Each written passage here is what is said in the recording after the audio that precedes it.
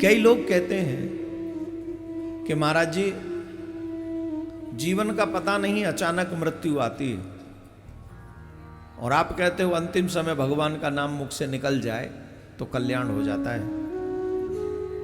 क्या यह सच है कि अचानक से मृत्यु आती है? नहीं, पुराणों में बहुत विशेष तौर पर बताया गया है, मृत्यु आने से पहले 6 महीने पहले इशारा करती है कि अब मैं आ रही हूं।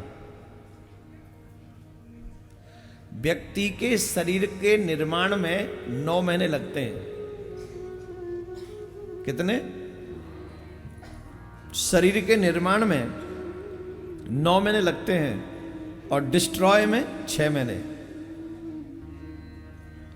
समाप्त होने में 6 महीने। अगर अचानक से एक्सीडेंट ना हो या कोई आत्महत्या ना कर ले या अलग से कोई ऐसा एक्स्ट्रा प्रयास ना करे, नॉर्मल तौर पर जो जिसको कॉमन डेथ कहते हैं, अगर वो आएगी तो उस मृत्यु को आने में 6 महीने लगते हैं। और 6 महीने पहले से ही हमें कुछ संकेत मिलना प्रारंभ हो जाता है। वो संकेत क्या है? अचानक से हमारा मन धीरे धीरे वैराग्य की ओर बढ़ने लगता है। ये बात है पुण्यात्माओं की। पापियों की और माया में आसक्ति होने लग जाती है। ये ध्यान रखना, दोनों चीजों में अंतर है। प्रिय वस्तुओं में अरुचि होने लग जाती है।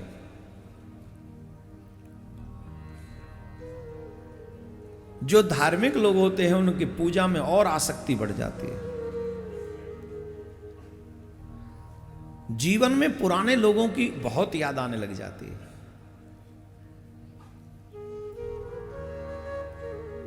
और जो सच्चे भक्त होते हैं उन्हें तो कई बार अपना जीवन ही व्यर्थ नजर आने लगता है। बार बार मृत्यु का विचार मन में आने लगता है और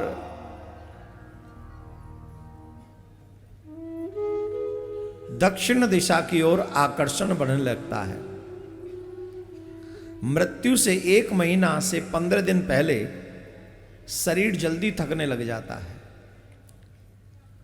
भोजन में अरुचि हो जाती है, नींद असामान्य हो जाती है, आंखों की चमक कम होने लग जाती है, स्वप्न में मृत लोग ज्यादा दिखाई देने पड़ते हैं, सांस बहुत हल्की हो जाती है।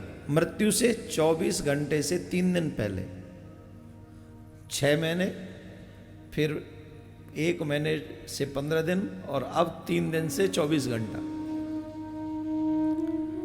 सांस बहुत हल्की हो जाती है, आंखें ऊपर की ओर जाने लगती हैं, शरीर ठंडा और सिर गर्म होने लगता है, बोलने की इच्छा नहीं होती, केवल मौन रहना चाहता है। एक तरीके से आत्मा यात्रा की प्रिपरेशन कर रही होती है, क्योंकि उस आत्मा को पता है कि जितने भी दिख रहे हैं ये साथ देने वाले, अकेला ही जाना है, तो इसलिए उसे पहले ही वो एकाग्री होने लगता है, एकांत रमण करने लगता है। अब मुझे जाना है, अब मुझे जाना है, अब मुझे जाना है। आप लोगों ने कई बुजुर्गों के मुंह से सुना भी होगा, मेरा समय आ रहा है, मेरा समय आ रहा है। उनको ये अनुभव होता है भीतर से, और कई बार उन्हें छाया अपने आसपास दिखाई पड़ती हैं। वो छायाएं कई बार पितरों की होती हैं, जो उसे ले जाने में उसकी सहायता करती हैं, और दुष्ट लोगों को यमराज के दूतों की छाया दिखाई पड़ती हैं। ये ध्यान रखिए, अगर काली काली छाया दिखाई पड़ रही हैं, 2-3 दिन पहले से दिखाई पड़ने लग जाता है सब उसे। आसपास उसे कुछ छाया दृष्टिगोचर होती हैं कि मेरे आसपास में कुछ छाया है जो किसी को नहीं दिखती, वो उसी को अनुभव होती है। तो काली काली छाया है, या इसका मतलब है वो यमराज के दूत हैं। और जानी पहचानी सी छाया है या कुछ अच्छी छाया है, माने देवदूत हैं, माने पितृ हैं जो इस यात्रा में उसकी सहायता करना चाहते हैं। अंदर से नाद प्रकाश होने लग जाता है। ये शिव महापुराण में और गरुड़ पुराण में एकदम एक जैसा लिखा है, सेम टू सेम।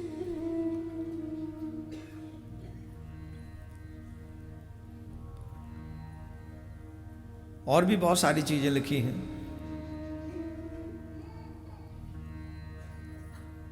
कुत्तों को ज्यादा रोना घर के आसपास, अभी आजकल तो कुत्ते ही बहुत हो गए, तो उस पर ज्यादा ध्यान आप मत दीजिए। कहीं ऐसा ना हो कि कोई एक दिन कोई ज्यादा ही कुत्ते भौंक रहे हो तो तुम सोच लो चलो जी अब हमारा समय आ गया।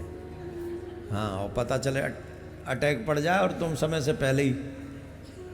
हाँ, तो इसको मैं छुपा लेता हूँ। ये एक बहुत बड़ी चिन्ह नहीं है। पहले गांव में कुत्ते होते तो थे पर बेवजह वो भौंकते नहीं थे। पुराणों में उसी का प्रमाण है। अकारण भय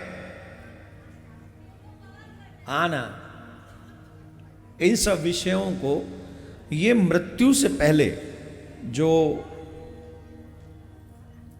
कुछ ऐसी चीजें हैं जो हमें अनुभव होती हैं, और अगर ये चीजें अनुभव होती हैं तो हमें डरना नहीं चाहिए, हमें प्रिपरेशन करनी चाहिए। डरता तो जीव तब भी है जब गर्भ में होता है। जन्म लेने से भी डरता है कि मैं जन्म लूंगा तो मर सकता हूं, वो भी इजी नहीं है। जन्म लेने से भी डरता है और मरने से भी डरता है। तो हमें ना तो जन्म के समय डरना चाहिए और ना मृत्यु के समय डरना चाहिए।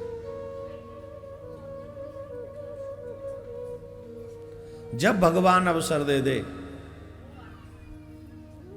जब भगवान ये अनुभूति करा देने लगे, तो अपने चित्त को सब जगह से हटाकर एकमात्र भगवान में ही लगा लेना चाहिए। अंत मति सुगति, अंत में जिसकी मति सुंदर होगी उसकी गति भी सुंदर होगी।